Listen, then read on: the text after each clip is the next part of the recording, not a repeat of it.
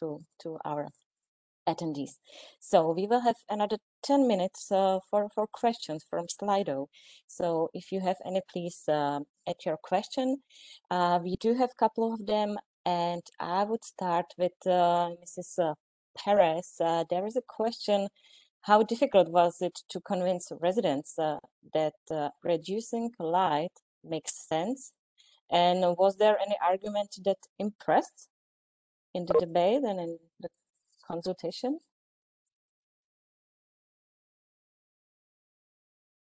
So I hope we still have Mrs. Perez.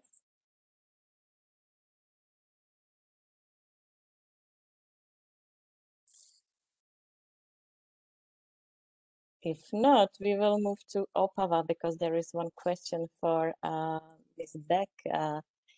What was the most interesting about the project, and what new you learned, and what you take from this project to your next career? If you can briefly elaborate on that question, Anna.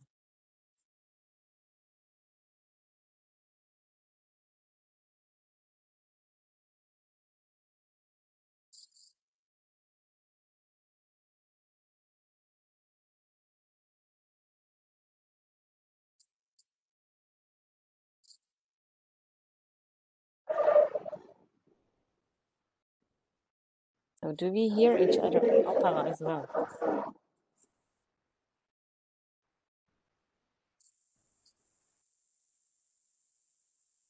So we have a lot of technical problems. I'm sorry for that.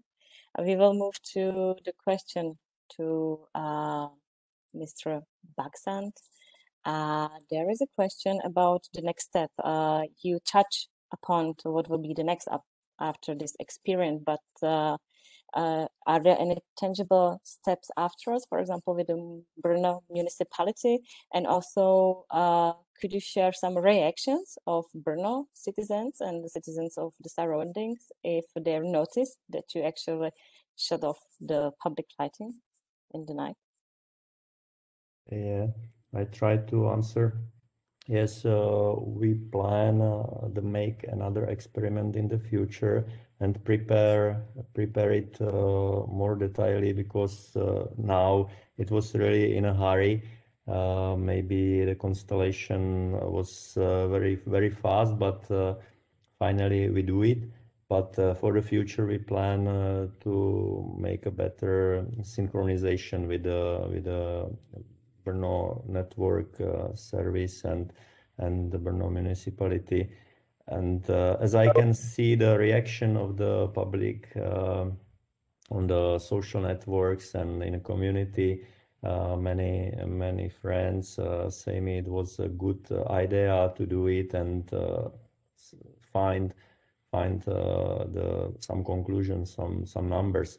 And also the media was very how to say, fast to make some report from this our public relation of the university and television and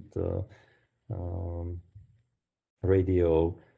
So I think the publicity is very wide, and we plan with students in a doctoral study prepare a next continue of this experiment and make more details and public and publish the solutions during our experiment. So I will be glad to announce you something news from our development team. Thank you very much. I would have one open question to our panelists who are in touch with us within the webinar, to Mr. Baksan, to Simona Tondeli and Mr. Barish. What would be the most important thing within the light pollution debate for you that was already done or has to be done to change the point of view of different stakeholders to really act on this issue? So if we can start with Mr. Barish. Okay, so from my point of view, the main thing that needs to be done is really adjust or develop new set of technical standards, because currently the existing technical standards are really focusing on the minimum level of illumination, and there are no maximum levels of illumination, and there are no really effective limits for the disturbance caused by the artificial light.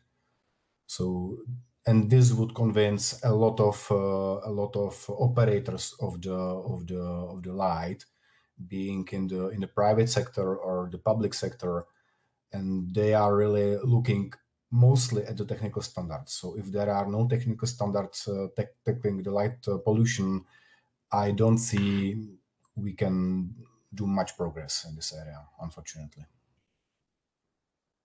Thank you very much. Can I ask Mrs. Simona Tondeli what would be or has been done already? I agree that technical standards are really important because they set goals and limits and thresholds, but I think that also providing evidence on the impact of the effects and negative effects of lighting is very, very important, both for supporting policymakers and so try to establish new urban policies that are more taking into account also this issue, and also to raise awareness, because a lot can be made by the citizens, by people, by their own, because we have discussed a lot about public lighting, but also lighting in homes can affect deeply health and well-being of the people. So I think that providing evidence is a key issue to demonstrate which can be the effects and how you can change and improve the quality of life of people and the quality of the urban environment in general. Thank you very much. Yes, providing evidence is very important as well. Petra Baxant, can I ask you to answer my question? Yeah, I will. Do you hear me? Yes. Yeah. As I understand well, I'm not sure, but I think first when we will working on standard, we must know on the some level or some 0 point on the axis what's the natural and what is artificial, and it is really very difficult to find the true number because the environment is in dynamic situation due to still dynamic change of condition in a pure nature, because as I was mentioned in the presentation, the moon and sun, of course, exchange the light condition around all the planet. So the looking for the natural condition and compared to the artificial condition will be maybe a little bit for a longer discussion what is the standard and what is the level 0, or how to say, and from this number we can say what is higher than this 0 and what is lower than this 0. So I think firstly we must focus on objective measurement and looking for the in a nature condition to compare with the industry or municipality condition in cities and high density built areas to compare to for example area in dark nature, or how to say. So I don't know if you understand me. Well, I would take from your speech that the evidence and the comparison to nature conditions to grasp the information what is actually influencing us is very important. We have another question about, or from our colleagues from Croatia, that Croatia is working on finalizing its legislation regarding protection from light pollution. So are there any plans to influence EU legislation in near future? if I may, I would answer first the question from my side. As I was talking about the ambition to leverage the issue of light pollution during the Czech presidency, we would like to get this issue or put this issue on the table.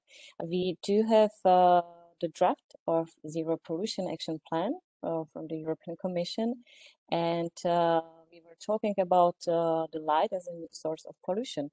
So we would like to see also light as a disturbance within the Zero Pollution Action Plan. May it be firstly the research, which we do have presented also here on the European level by Horizon 2020 project. And for sure, from my point of view, it's important in the future, I wouldn't say near future, because the processes has their time, to also regulate somehow or adjust the current legislation to set some limits on lighting as well. On the other hand, what has Michal and Simona already told us, the standards, the technical standards sometimes may be more important than the legislation itself. So some strong debate together within all the stakeholders, the technicians, the states, citizens, researchers is needed. And if any of our panelists would like to answer this question about the EU legislation in near future, if it is needed, if it's on the table, you can take the floor. Maybe Simona?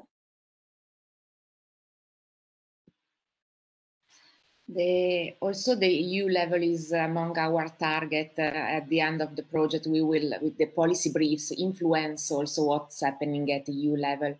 And in our view, what is needed is to introduce also health and well-being into the parameters and indications that are set now by the legislation that tends to focus a lot on environmental issues, so on CO2 emissions, and on economic aspects, so that to reduce the cost of the public lighting, while it forgets a bit about also other aspects. So for us, it will be important also to influence this level of legislation to try to introduce this acknowledgement of the importance of health and well-being in lighting interventions and policies.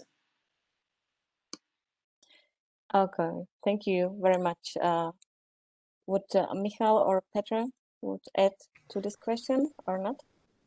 I would concur to what Simona has said, and I would add that currently my feeling is that all the European legislation and the approach from the EU is pretty much focused on energy efficiency and eco design, but this eco design of the products is not taking into account all the aspects of interaction of the product with the environment it's being used in.